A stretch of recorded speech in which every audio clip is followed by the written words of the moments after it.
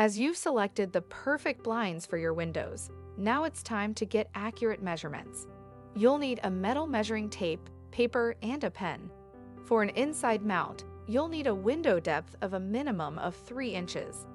If the window depth is less than 3 inches, we recommend an outside mount.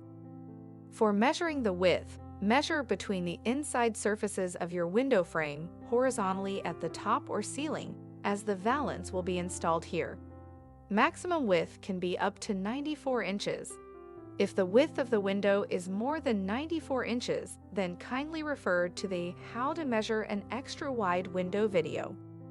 For measuring the height, measure from the inside top of the window frame to the top of the sill vertically. When measuring, make sure to include the fractions, ensuring the most accurate measurement. We deduct 5 millimeters or 1/4 inch from the width to ensure an easy installation.